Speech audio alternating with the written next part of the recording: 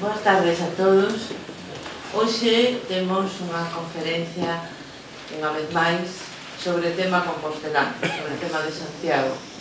O profesor Alfredo Vigo vai nos falar da fachada do Obradoiro. Pensamos que ten un interés especial, non só para os que somos compostelanos de nacimento, senón tamén de adopción, coñecer cada vez máis esta cidade. Hai o famoso dito de que non se ama o que non se conoce. Eu penso que podemos leválo un pouco máis e dicir que canto máis o conozcamos, máis o amaremos. Por eso, me parece que esta conferencia é moi oportuna para esclarecer moitos puntos a todos nós. Vai no presentar Pilar San Pedro, por eso cedolle a palabra a ela. Quero, antes de nada, tamén agradecer esta enorme asistencia, como sempre, que sigue ao Ateneo. Moitas gracias. Ben, a conferencia que vai ter lugar hoxe é lectura e interpretación dunha obra de arte, a fachada do Obradoiro de Catedral de Santiago. Vai ser impartida polo profesor Alfredo Vigo Trasancos, que é catedrático de Historia da Arte da Universidade de Santiago, especialista en Historia da Arquitectura e do Urbanismo. Entre as súas investigacións e publicacións destacan as referidas ao barroco, a ilustración, a Catedral de Santiago, por iso está aquí, a Torre de Hércules e as cidades da Coruña e Ferrol. De feito, nesta cidade ten recibido a insignia de ouro do Concello pola súa contribución á valoración do patrimonio arquitectónico da cidade. Ten múltiples libros, como os podes imaginar, múltiples capítulos de libros, moitos artigos, pero eu quixera justamente resaltar, por non poder citalos ni na milésima parte, pois quixera citar justamente aqueles onde a fachada do Obradoiro ten un papel fundamental, ¿no? Entre os libros que destacaría sería a fachada do Obradoiro da Catedral de Santiago, Arquitectura, Triunfo e Apoteosis, do Consorcio, publicado polo Consorcio en 1996, ou La Catedral de Santiago e a Ilustración, proxecto BAC clásico e memoria histórica, publicado tamén en 1999. Capítulos de libros como Santiago, 1600-1770, La metamorfosis barroca de un santuario de peregrinación. E tamén Transformación, utopía e redescubrimiento da catedral desde el barroco a nuestros días. Entre os artigos tamén se podrían citar varios, justamente referidos á fachada do Obradoiro da Catedral de Santiago, algún deles publicados en Quintana, a revista do Departamento de Historia da Arte da Universidade de Santiago, que está dirixindo neste momento, a partir deste decembro, deste xaneiro, que poda dirixir o profesor Vigo. Forma parte tamén da sección de Patrimonio e Bens Culturais do Consello da Cultura Galega, por citar simplemente algo que nos é moi próximo, ¿no? Pero as súas investigacións son recoñecidas a nivel internacional, e aparte de ser recoñecidas a nivel internacional, eu creo que era moi acertado o que comentaba Teresa, ¿no? O feito de que necesitamos coñecer o que temos para poder recoñecelo, para poder valorarlo, para poder ponerlo en valor, para poder defenderlo e para poder sostelo de alguma maneira. Neste sentido, a mí teño que confesar que a última conferencia que escoitei, a última era realmente a presentación deste libro, Barroco, la arquitectura sagrada del antiguo reino de Galicia, 1758-1763, que se presentó hai uns meses, publicado polo Consorcio, e que cando escoitei aquel día, e despois cando li o libro, a verdade que quedei moi impresionada, porque eu non estudiei Historia da Arte, directamente na facultade, e por lo tanto non coñecía o que había detrás dese nome, o que había detrás dese nome Vigo Trasancos, e non coñecía tampouco a interpretación que el fai do que é o barroco en Galicia e do que é o barroco en Compostela. Entón, deixámoslle que faga esa interpretación, esa análise, e despois poderemos apuntar un pouco máis nestes aspectos. Pero creo que é un verdadeiro luxo que contemos hoxe con el aquí. É normal que teña justamente esta resposta por parte dos asistentes. Moitas gracias.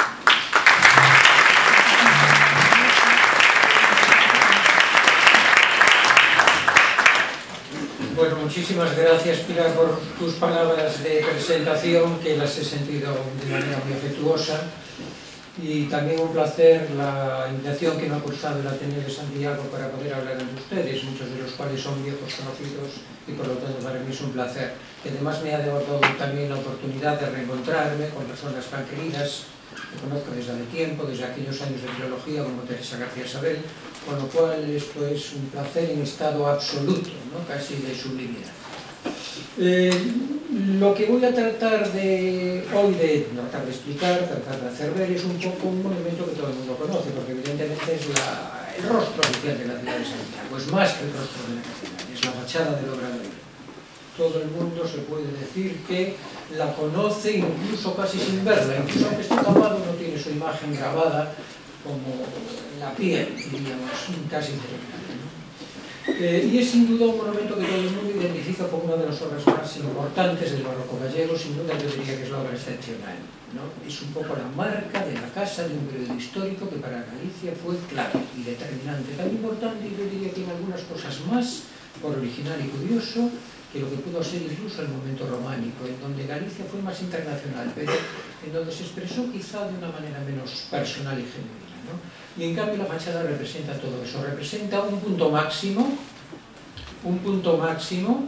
pero también al mismo tiempo, y es curioso, una especie de canto del cisne, es decir, que a partir de ese momento, y la fachada se construye en 1738 y se culmina en 1750, un año antes justo de que comenzara el año santo jacobeo del año 51, y fíjense que en el momento en que se está terminando esa fachada, ya en otras ciudades gallegas, en donde diríamos el Estado borbónico tenía otra consideración y otras señas de identidad, los edificios del poder, los edificios del Estado, los edificios que representaban de alguna manera las maneras artísticas y estilísticas de lo que era el Estado borbónico, más vinculado a la monarquía, esos edificios empezaban a expresarse con otro vocabulario arquitectónico de signo muy diferente, más ordenado, más pulcro, más mesurado.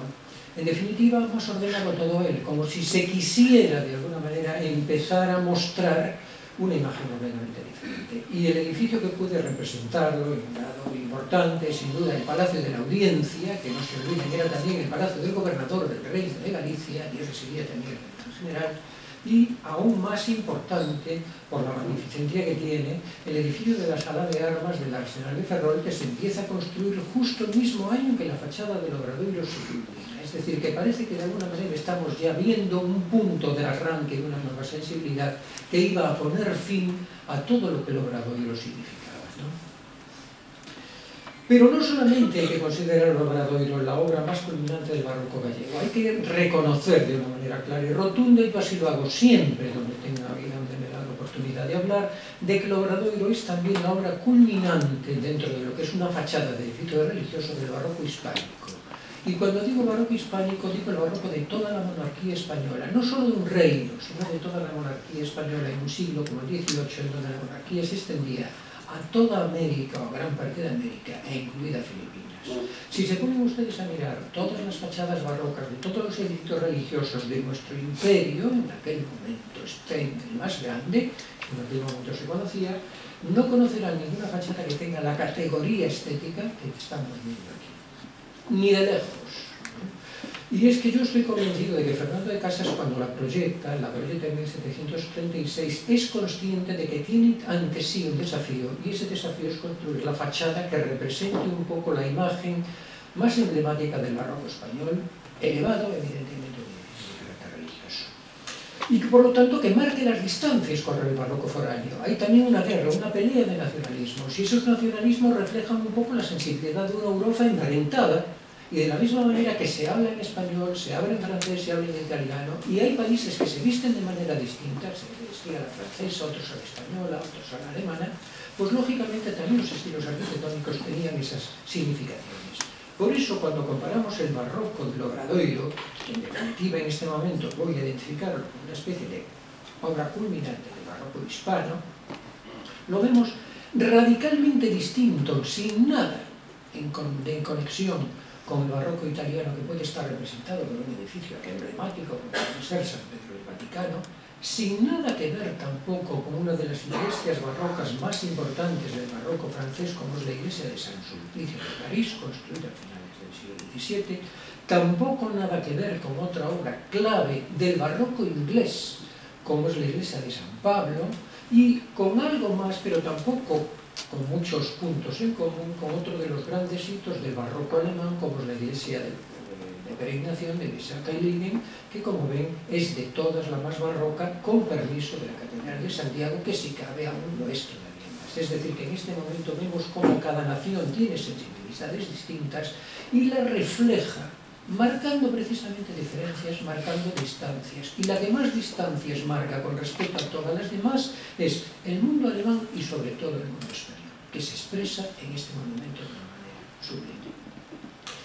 Pero la fachada del Obradoiro tiene sus orígenes, lógicamente, en una obra muy anterior, es decir, no podríamos entenderla si no nos acercamos a los tiempos del románico. Y yo, para acercarme a los tiempos del románico, siempre parto un poco de la planta de la Catedral de Santiago y de lo que nos dice de la Catedral de Santiago el Códice Calistino, que es un libro que fue escrito aproximadamente en torno a 1130-1136, cuando la catedral todavía estaba sin concluir, pero estaba ya más o menos por hecha.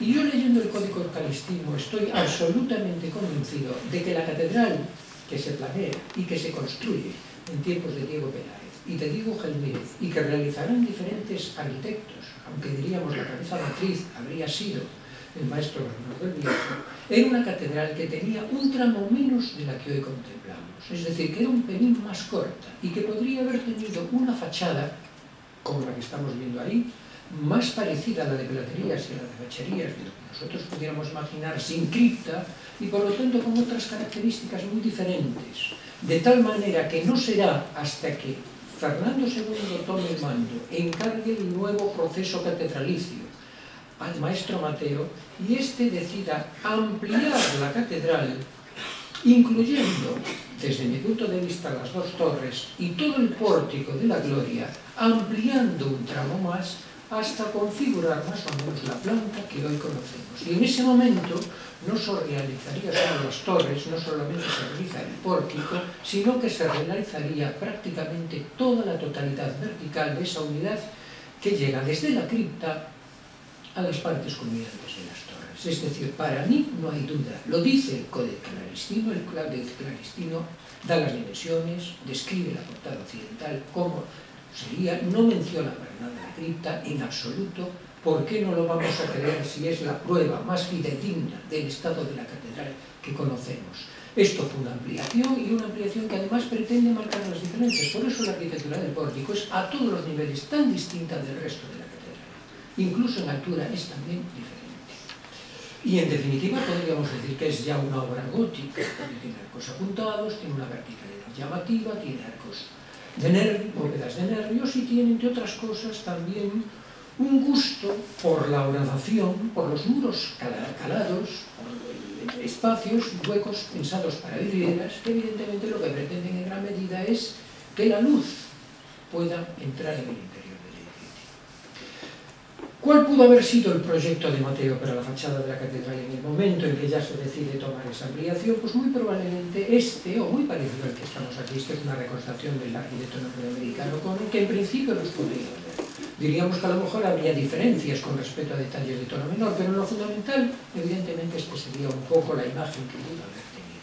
Y fíjense que además de las dos torres, que son bastante contundentes, bastante vigorosas y que además le dan un equilibrio armónico a todo el conjunto, lo que vemos es que el cuerpo central, que ya le podemos llamar espejo, es realmente una obra llena de agujeros, llena de horadaciones, de huecos.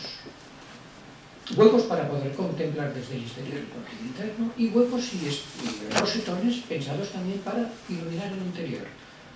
Para iluminar, claro, está el pórtico que evidentemente todos conocemos de manera más popular y fíjese a través de todas las horadaciones que tiene la parte alta de la tribuna del pórtico de la Gloria, en donde vemos las ventanas del exterior, ya transformadas en el 18, pero vemos también todo su eco todavía mateano en el interior, como eso está pensado para que también penetre la luz a raudales, de una manera casi esclamorosa, en el interior de la catedral románica, que además necesitaba en gran medida esa iluminación de tipo diagonal, porque esa era la única manera de iluminar el altar mayor, en gran medida, porque en aquel momento también la catedral tenía un coro de piedra en el medio.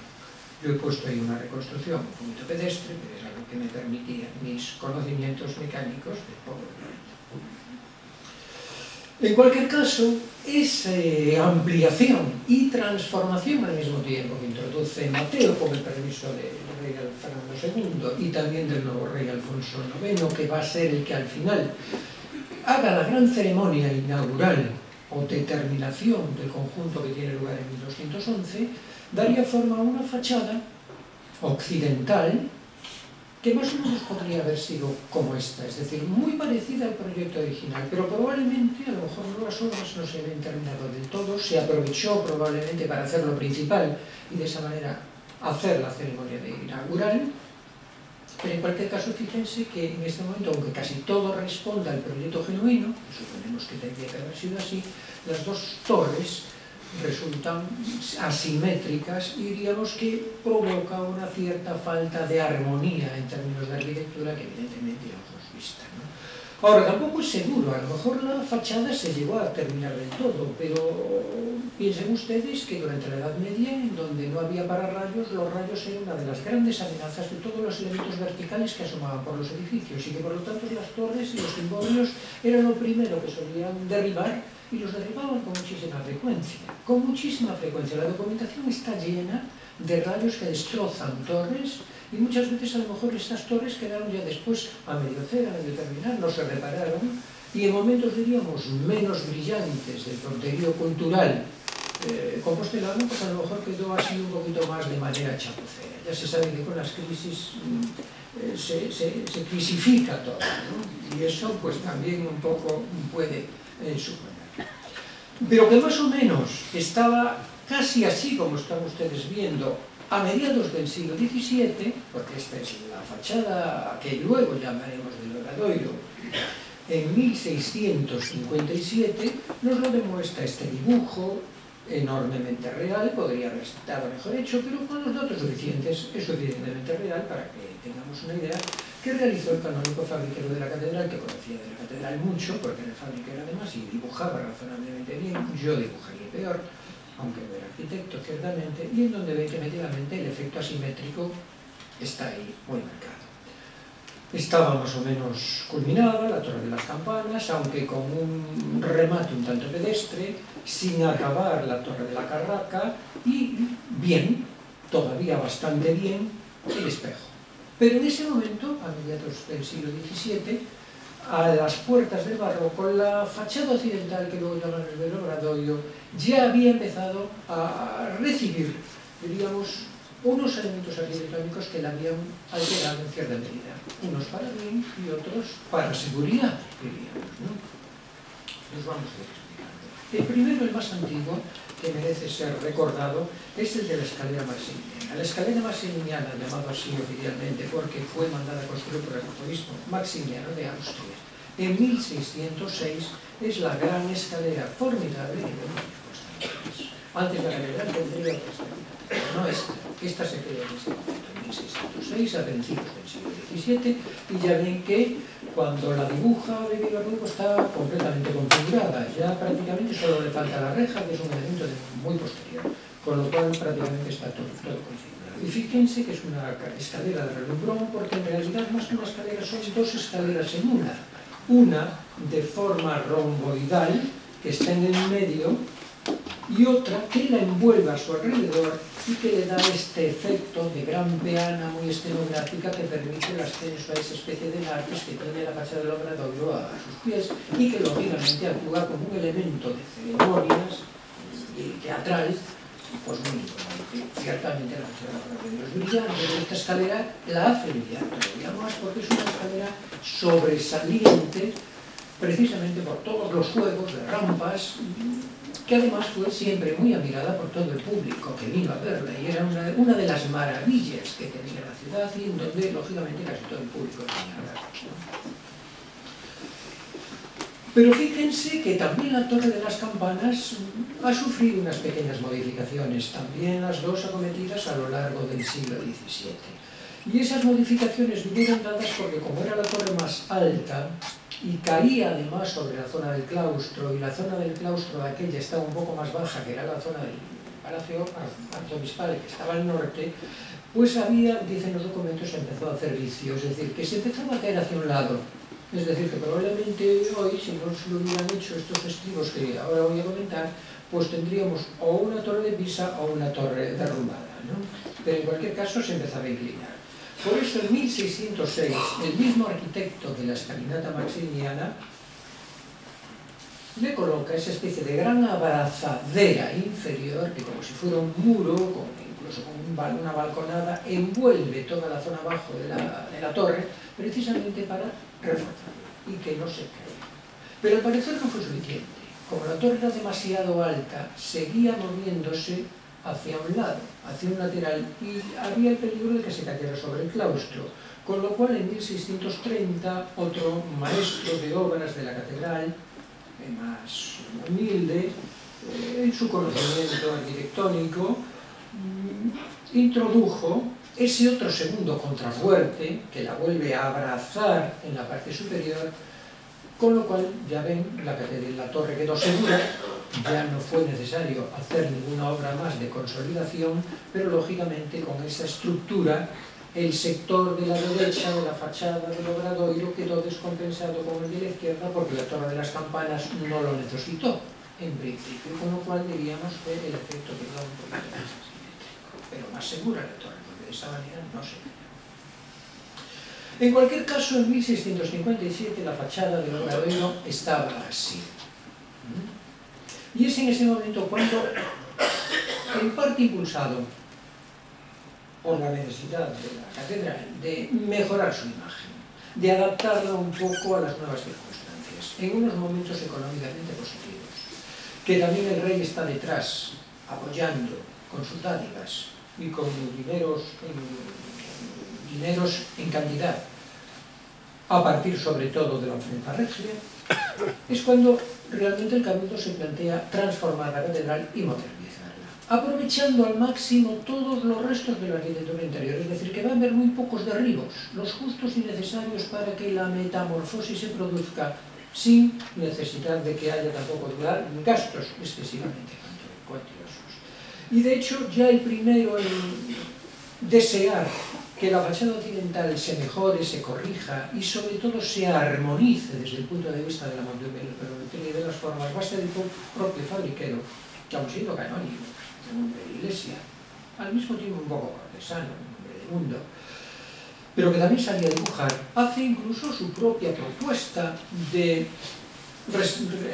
reforma, ¿no? Y lo que vemos en el fondo que hace el fabriquero de Verdugo es equilibrar efectivamente el efecto compositivo de todo el conjunto. Fíjense que en el fondo lo que está haciendo es duplicar la imagen de la torre de las campanas en la de la Carraca, que ahora tendría la misma altura, rematarlas las dos con esos campanarios que rematarían en unos tejados de pizarra que tienen un componente un tanto exótico para lo que es la arquitectura gallega, que no tiene habitualmente esta tradición.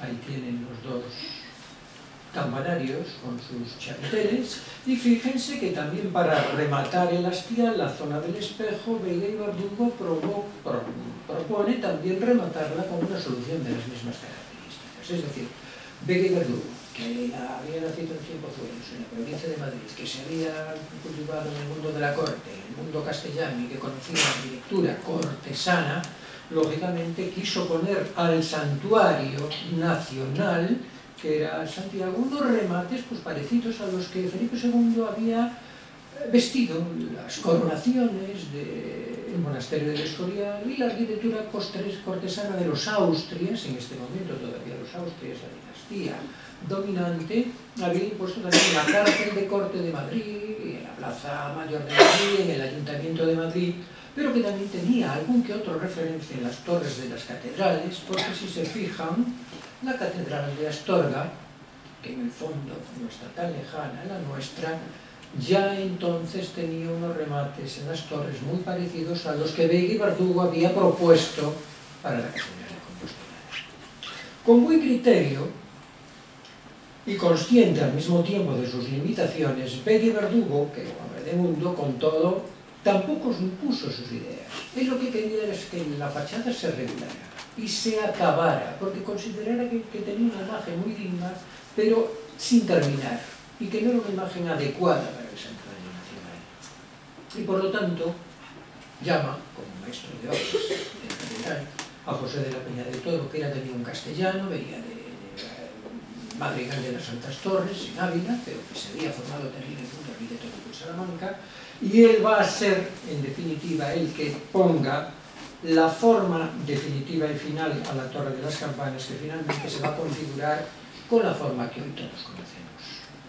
Esta torre sufrió diferentes ataques de rayos, hubo que recomponerla, pero aunque después los nuevos arquitectos que vinieron tuvieron que acometer las reparaciones, diríamos que el diseño y la forma definitiva es la que José de la Peña de Toro le dio, y evidentemente creo que hoy estaríamos todos contentos de que esta fuera el resultado final, porque es una solución mucho más brillante cara al futuro, y más tectónica, y más pétrea, y más de todo, mejor que la que, lógicamente, el diletante de Guiberlú había en principio propuesto. Pero fíjense que estamos todavía en una torre que podríamos considerarla de un clasicismo tardío, no de un barroco todavía muy culminante.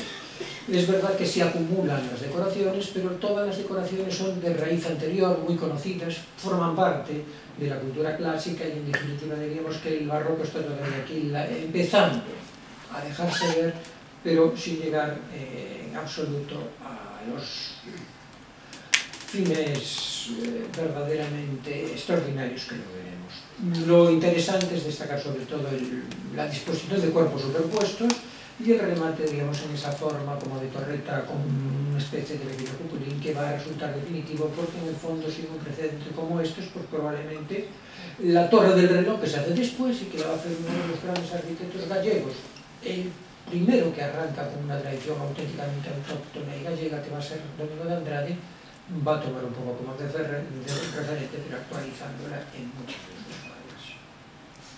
En definitiva, una vez se concluye esta torre, nos encontramos con que probablemente la fachada del Obradoiro sería así, porque resulta que después las obras se paran, el Cabildo decide continuar las obras por la parte posterior, decide emprender la Torre del Reloj, decide emprender el Cimborrio, decide emprender de todo, y la fachada del Obradoiro queda otra vez en compás de espera. No se llega a culminar. Es decir, que en el fondo lo que se hace es una obra que al final enfatiza más la simetría que el equilibrio, ¿no? Porque ya ven que es verdaderamente muy diferente, aún se nota mucho más. Pero claro, esa torre, como se suele decir, pide a gritos que le hagan la simétrica, ¿no? Con lo cual era cuestión de tiempo que en un momento dado se tomara la determinación de por fin acometer esa obra que se había quedado parada por razones de que se había decidido hacer otras, y que esta ciertamente se iba a retomar. Y efectivamente, en 1738, estando la sede vacante, el Cabildo le encarga ya de manera oficial al nuevo arquitecto de la catedral, Fernando de Casas, un compostelano de nacimiento. Ahora ya empezamos a ver cómo los arquitectos gallegos y nacidos en Galicia empiezan a tomar el relevo y a tomar la decisión de la estética arquitectónica de lo que es un nuestro barroco, y es en ese momento cuando Fernando de Casas proyecta el diseño para la fachada. El proyecto original es el que tenemos a la izquierda, en ese tono amarillento. Una copia exacta de ese proyecto realizado por Esmorís en el siglo XIX es la que vemos al lado, pero vamos a ver, una y otra es lo mismo, y ya ven que con pequeñas diferencias de tono menor que ahora no me voy a detener, porque yo creo que son formalmente relevantes. La fachada todos reconocemos que es básicamente lo mismo de lo que luego se ejecutó. Y además lo que tiene de interés esta fachada es no solamente que es el Obradoiro que conocemos, sino que está firmada por el arquitecto. La firma, no solamente hace una rúbrica, sino que la firma con todo su nombre, Fernando de Casas, y a continuación pone arquitecto compostelano. Esto es aparentemente una nadería, parece una tontería, pero eso no lo hacía nadie entonces, nadie decía de dónde era. Que ahora lo diga un señor que se forma aquí, que se forma en los talleres de la catedral, que es de Santiago, y que lo destaque en un proyecto que él sabe y lo quiere hacer con vocación de llamar la atención y de convertir el santuario español en el más importante de toda la monarquía española, es con la vocación evidentemente de marcar una especie de orgullo de identidad que evidentemente hace que el barroco lo sintamos como algo creativo de los compostelanos que luego van a proyectar al resto del reino de Galicia. Y la fachada es la que ven, espectacular y siempre fotogénica, incluso disparando al aire, sin mirar ningún tipo de encuadre. Uno sabe que el Obradoiro siempre va a salir bien, porque es una fachada súper mega fotogénica. Y de hecho, fíjense, lo que hace Fernando de Casas es conservar mucho y duplicar más. Lo que hace primero es duplicar, sin crear nada nuevo, la Torre de las Campanas, siguiendo puntualmente el estilo anterior de Peña de Toro. Hubiera resultado chocante que le añadiera más decoración solo por sentirse más barroco. Me parece que tiene mucho sentido. Me parece que la lógica, el equilibrio, es muy importante. Pero fíjense que buscando también la armonía y el equilibrio, también duplica sin necesidad estructural, porque la Torre de la Campana no necesita refuerzos, los dos contrafuertes que tenía también la Torre de las Campanas. Simplemente lo decora con otra arquitectura para aclimatarla estéticamente al resto de la fábrica. Pero los dos salientes, con sus terrazas y sus balaustradas, ya las tenemos ahí. Y por eso uno la vemos maciza y por otro la vemos hueca, porque uno es un contrafuerte y lo otro, diríamos que es una estructura falsete que en realidad no es necesaria, solamente es necesaria desde el punto de vista de la composición. Lógicamente, la parte principal es la reconstrucción. Ahí sí podemos decir a fundamentos de todo el espejo. Ahí es cuando se pierde todo el espejo del maestro Batero, para sustituirlo por otro barroco. Ahí sí es absolutamente todo creación de él. Pero buscando que todo al final tenga un conjunto absolutamente armónico, fíjense que para que tampoco se vean demasiado las partes más macizas de los arranques de las dos torres colaterales desde arriba, se busca una composición que, como si fuera un gran tríptico, se despliega hacia los lados para de esa manera también ocultar en parte la macizez de las torres y darle también un efecto escénico que de esa manera se involucre estéticamente con el espejo central. Con lo cual diríamos que esto es un poco la composición que elaboró Fernando de Casas para darle al conjunto el equilibrio y la armonía barroca, ciertamente, que el edificio tiene. Por otra parte, es una arquitectura muy curiosa, porque tiene muchos datos de interés. Por ejemplo, así viéndola, la fachada parece casi plana. Sin embargo, es una de las fachadas barrocas gallegas, una de las pocas, que tiene elementos curvos. Y esos elementos curvos están justamente ahí, en los puntos en donde el espejo se une a los contrafuertes colaterales. Ahí hay dos elementos curvos que, como si fueran dos elementos cóncavos, actúan como de brazos de proyección. Y la arquitectura española barroca es reacia a la curva, más bien es de forma rectilíneas. Puede tener mucha decoración, puede tener muchas cosas, pero la manera de componer los elementos es siempre de manera rectilínea, y la curva es siempre una excepción. Y fíjense el valor de la curva, esta es una, pero tenemos otra al otro lado, que tiene precisamente la fachada del Obradoiro. Es decir, que en ese sentido diríamos que es una fachada comprometida con algunos elementos del exterior, pero que aquí se interpretan un poco de manera autóctona, ¿no? Al mismo tiempo tiene la base una estructura que también a todos los que sabemos de arquitectura nos resulta como muy conocida. Nada más verlo, vemos aquí casi una evocación de los arcos de triunfo romanos, que aparecían en infinidad de grabados. La arquitectura romana es siempre un clásico a la que mirar. Y evidentemente una fachada que quiere ser el triunfo de algo, que mejor que lo tenga ya en la propia puerta, es un arco de triunfo triple, como eran los grandes arcos honoríficos romanos, que los mejores y los más grandes y los más conocidos, el de Constantino en Roma, el de Septimio Severo del Foro, todos eran también de triple vano. Y sirve como de pie para que toda la demás estructura se monte en la parte superior. Por otra parte, quien vea el Obradoiro y lo vea con detalle se dará cuenta que, pareciendo desde lejos una fachada absoluta e hiperpétrea, en el fondo es una fachada absolutamente de cristal. Es un enorme espejo, es una inmensa vidriera. probablemente la fachada del Obradoiro en superficie plana sea una de las superficies de cristal más importantes de toda la Europa del siglo XVIII. No se hubiera podido hacer, evidentemente, si en aquel momento el cristal plano no estuviera ya en fabricación. Pero fíjense aquí, lo vemos en un primer plano, ventanas, ventanas, ventanas y ventanas. La piedra casi queda como si fuera un esqueleto, una osatura indispensable para sostener, lo cual nos quiere decir que en el fondo Fernando de Casas está leyendo de la cultura gótica, está leyendo de todas estas tradiciones, de todas esas arquitecturas góticas que habían vaciado la pared en beneficio del vitral, y en el fondo está aprendiendo todo esto, no de estos monumentos que yo los he traído para simplemente asociar imágenes, sino del propio Obradoiro del maestro Mateo, que ya tenía gradaciones y que ahora él simplemente interpreta a la manera del 18. Por otra parte, es una arquitectura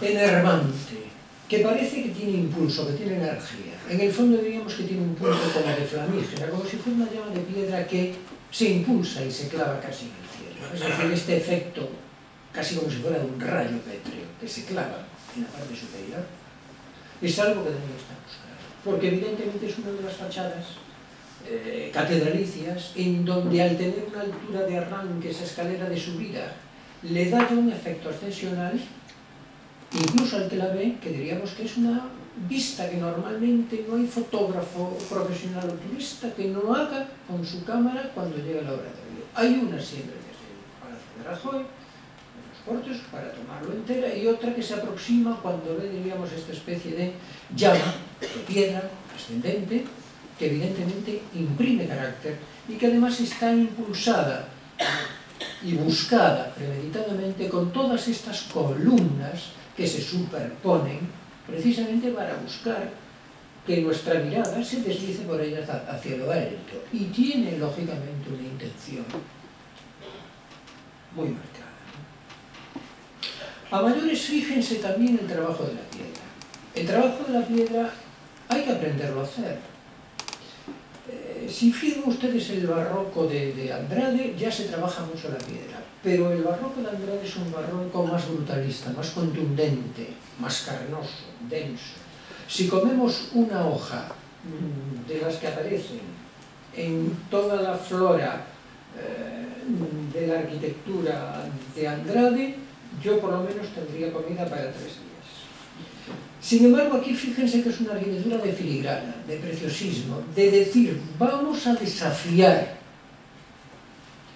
al duro material que tenemos en la tierra y sacarle un partido casi de orfebrería, como si lo labrara un joyero. Y además esas 3 columnas, que son las joyas de labra del Obradoiro, las dispone justo en los puntos en donde mejor se ve, para dejar la firma de autoría. Y fíjese que en unos primeros planos, los fustes de las columnas, bueno, es que es difícil imaginar que esto se puede hacer en granito. En una piedra blanda como la de Salamanca se podría hacer, pero en el granito hasta ese momento nadie había conseguido estas habilidades. Y esta es una manera de demostrar que el oficio también se pone a disposición del santuario para que la fachada del santo patrón resulte absolutamente deslumbrante. Una joya a gran escala y una joya en el pormenor. Evidentemente nada nace de la nada, ni siquiera la arquitectura de Andrade. Y viendo la fachada como resultó, estarán, creo que de acuerdo conmigo y con mi compañero y amigo Eduardo Beiras, que hace tiempo hicimos un artículo sobre este tema, con que la fachada a lo mejor no sería lo mismo si antes un arquitecto francés no hubiera dibujado, esta fachada nunca se llegó a hacer, la iglesia de San Eustaquio de París, monumento que nunca se hizo, un dibujo que no sabemos, pero que tiene un parecido compositivo y formal en algunos elementos con la fachada del Obradoiro sobresaliente. ¿Cómo pudo llegar o no llegar? No lo sabemos, no lo podemos corroborar, pero yo algunas veces creo que lo mejor es comparar visualmente las cosas y luego cada uno que aporte lo que sepa. El parecido es clamoroso. En una media distancia, en una vista fugaz, diríamos el Obradoiro, incluso siendo de la Rúa del Villar. Pero lo mismo pasa cuando vemos, por ejemplo, el arco de triunfo de Maximiliano, que esta vez sí sabemos lo grabó Durero. Y el arco de Maximiliano no tenía torres porque era un arco triunfal que evidentemente se hizo para una fiesta efímera. De tal manera que se deshizo cuando se compuso. Pero se grabó, y ese grabado se difundió por el mundo de los arquitectos y los amantes pues, a este tipo de cosas. Y sí es probable que Fernando de Casas lo conociera, porque fíjense que si le ponemos las sombras de las torres del Obradoiro al fondo, hay muchos puntos en común que nos pueden dar a entender que ese despliegue, ¿no? Como si fuera un gran tríptico, abrazando las bases de las torres, pueda tener un parecido. Y le recuerdo que el elemento triunfal ya lo hemos subrayado antes con aquel arco de triunfo más romano que veíamos en la composición anterior. Incluso este gusto por superponer las columnas y de destacarlas al mismo tiempo de la pared, no pegadas, no son columnas adosadas, son columnas exentas, como si fuera una pantalla arquitectónica, que nos recuerdan incluso muchas de las columnas que tenían las escenografías de los teatros romanos antiguos, pero interpretadas de una manera distinta. Están tomadas también de fuentes, unas de tipo holandés o nórdico, como por ejemplo las de Venderman de Vries o Wendelin, pero también de grabadores italianos del barroco como el padre Pozzo, como los que tenemos a la derecha. Es decir, que evidentemente se ve que Casas interpretó estas visiones, pero las tuvo que tener en cuenta porque son edificios y composiciones y dibujos que ayudan a entender mejor precisamente estas vistas escorzadas y en perspectiva, desde abajo además, que es donde normalmente un ser humano normal ve la arquitectura. Nosotros siempre la vemos desde el suelo, ¿no? Y vemos que evidentemente con la metamorfosis y la transmutación que formalmente y figurativamente puedan existir, las bases son esas, no queda ninguna duda, ¿no? Y lo mismo incluso en la parte central del espejo. Esta enorme ventana, que a su vez está compartimentada con otras menores ventanas, en el fondo es como una especie de guiño, consciente o no, a ese gran ventanal que aparece en una de las villas de Palladio, es un poco el fondo, o esa otra ventana dentro de otra gran ventana que aparece también en un grabado de Wendelin y que es de finales del siglo XVI y que no sabemos cómo pudo llegar al conocimiento de Fernando de Casas, pero es evidente que llegar llegó porque un libro lo puede comprar uno en cualquier sitio, en el sitio más inverosímil, y tenerlo un poco a su disposición visual para después evidentemente hacer sus composiciones. E incluso diríamos que todo ese gusto por una arquitectura preciosa, minuciosa, prolija, orfebril, Casas también lo sacó de cosas que tenía delante. Algunas veces no hay que ir a Moscú para aprender a hacer cosas, ¿no? Pues las tiene justo delante de la nariz.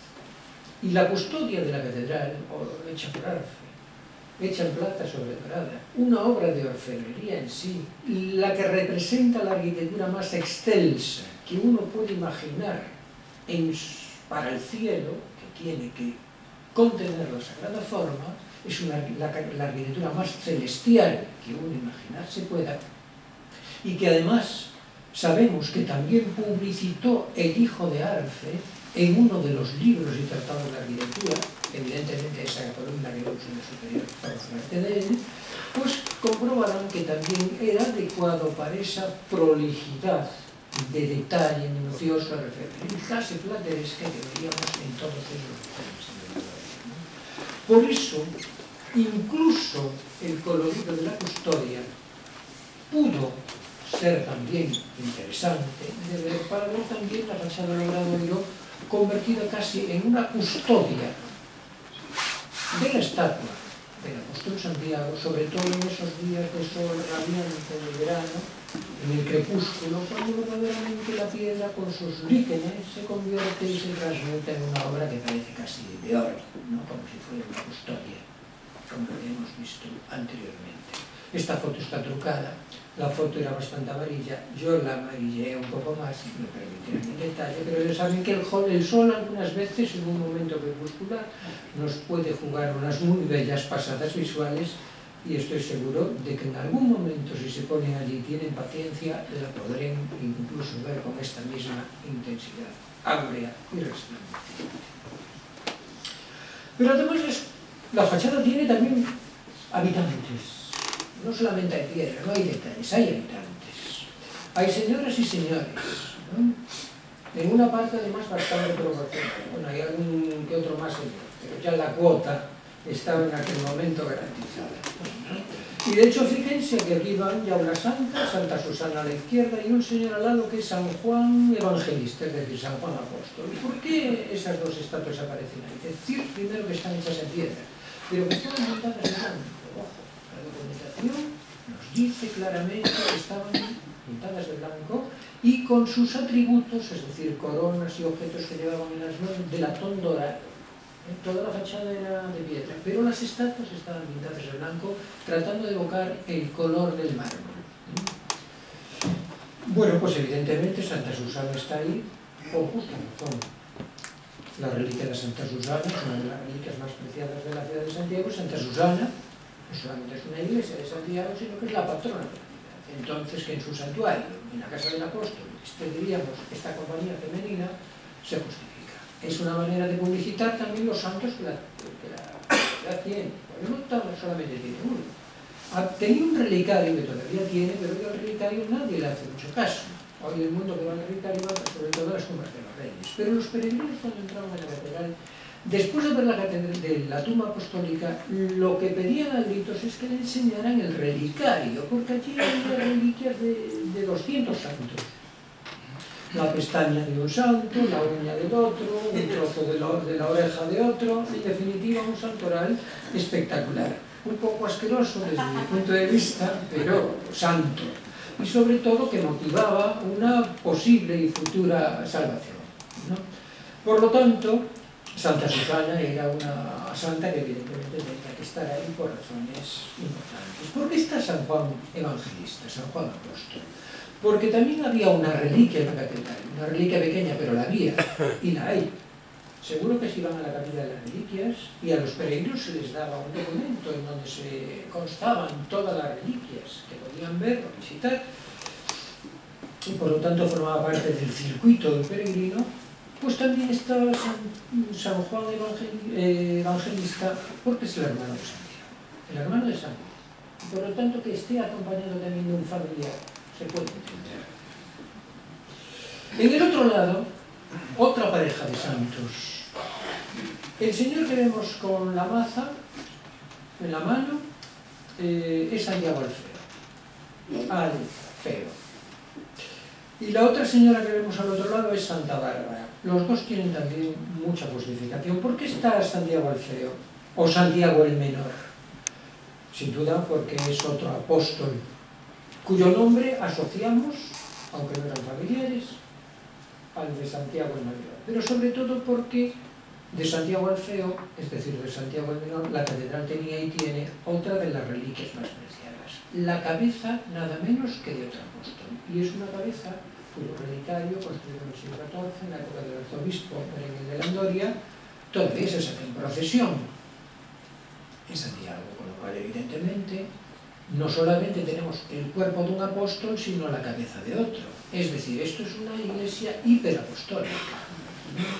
Y Santa Bárbara en los tiempos en que no existían pararrayos, y desde que existen pararrayos también había que rezarle más de una ocasión. Y lo sabemos por noticias que han salido en la prensa recientemente. Santa Bárbara está ahí no solamente porque lleva una torre en la mano, no solamente porque tiene que hacer pareja con Santa Susana y tiene que ser un poco el apoyo colateral de Santiago al Feo, sino porque es la patrona de las tormentas. Y es la que evita divinamente, nunca mejor dicho, que los rayos amenacen las torres de la catedral. En consecuencia ya ven que está muy justificado. Sobre todo porque además a Casas le había tocado reconstruir la torre de Peña de Toro 10 años antes, porque le había caído precisamente un rayo, que la había cuarteado, y hubo que recomponerla. O sea que fíjense si Santa Bárbara es importante para esta ocasión. Y acuérdense que es una santa ruidosa, rayos, relámpagos, tormentas, por eso es también la patrona de artillería, de los cañonazos, y hace muy buena compañía a quien se llamaba el Hijo del Rayo. El Hijo del Rayo era Santiago Apóstol, ¿no? Perfecto, ¿no? Digamos perfecto. Santa Bárbara está ahí, pero perfecta. Hay más protagonistas, hay que detenerse, hay que mirar, pero hay más protagonistas. A los pies de las torres, en esos puntos que yo dije que como si fueran trípticos se despliegan para camuflar un poco la parte mural, hay como dos semiornacinas en donde aparece también otra pareja, un hombre, una mujer, un hombre. La izquierda, María Salomé. ¿Por qué está ahí María Salomé? ¿Porque tiene una iglesia en la Rua Nova? Sí, pero ¿por qué tiene una iglesia en la Rua Nova y está representada aquí? Porque María Salomé era la madre del apóstol Santiago y la madre de San Juan Evangelista. Por lo tanto, estamos ya en una especie de sagrada familia jacobea. Y al otro lado, lógicamente, está el marido de María de Salomé y el padre de San Juan y de Santiago el Mayor, es decir, el Zebedeo. Con lo cual, la sagrada familia jacobea. Arriba también hay como dos Santiagos pequeñitos. Si no fuera por el tamaño y porque son dos, diríamos, dos Santiagos enanos, ¿no? Pero ¿por qué dos? En realidad no son dos Santiagos, son los dos discípulos de Santiago que como si fueran clones y siameses aparecen los dos en dos hornacinas a los lados de la aparición angelical y luminosa y estelar del sarcófago, porque son los dos discípulos de Santiago que según la tradición lo acompañaron aquí y están enterrados con él también en la cripta, y que se llamaban Teodoro y Atanasio. Y ya al final, en la parte superior, lógicamente, el protagonista, el gran protagonista, el apóstol, recortado contra el cielo en la parte más alta, en lo que es su visión, ya no triunfal, sino apoteósica, está, diríamos, ya acercándose al cielo donde está Dios, y por eso va acompañado de ángeles, ángeles que llevan la cruz de Santiago como símbolo de triunfo, y fíjense que a los pies Santiago lleva dos reyes, supuestamente de España, que lo adoran y que reconocen su patronazgo sobre la nación. Es decir, lo están reconociendo como único patrón de todas las Españas, entendiendo las Españas en el sentido de la monarquía española. La monarquía española era una monarquía de muchos reinos, que hoy llamaríamos a lo mejor autonomías, pero en aquel momento se llamaban reinos. Y eso es lo que formaba la monarquía. ¿Quiénes son esos dos reinos? Esos dos reyes no lo sabemos, son dos representantes de dos reinos españoles y en principio no es suficiente. Pero fíjense que ahora que está Santiago ya allí y que sirve un poco como de interlocutor de Dios para nuestro país, de arriba empiezan a descender cosas, elementos florales, elementos vegetales, elementos que nos recuerdan que toda la fachada de arriba abajo está llena de una riqueza vegetal, como si fuera una especie de caída de una especie de maná floral, que en el fondo lo que quiere decir que gracias a la intercesión del apóstol, patrón de la nación, Dios nos está concediendo a los españoles todos todo tipo de dones y beneficios.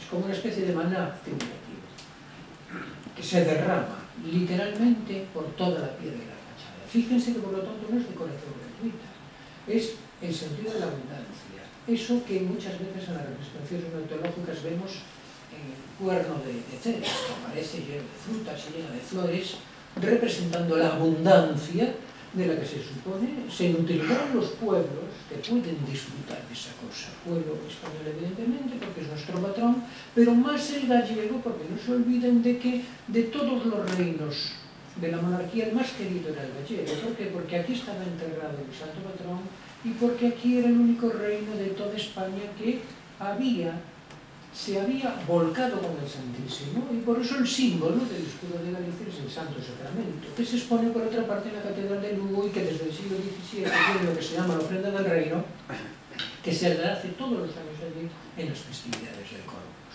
Es decir, que de todos los reinos de la monarquía, ninguno era tan preciado por la divinidad como el reino de Galicia. A España mucho, a Galicia más.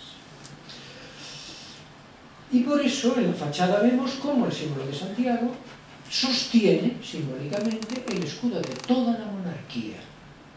Pero evidentemente con Santiago en la parte superior, de tal manera que podríamos decir que toda esta especie de llama de piedra casi ardiente, ¿no?, que se impulsa energéticamente, ¡qué barbaridad!, hacia los cielos, en el fondo, casi es una imagen metafórica de esta especie de escudo de Galicia, que gracias al patronazgo del apóstol es llevado por los ángeles al mundo celestial, entre música, nunca mejor dicho, celestial también.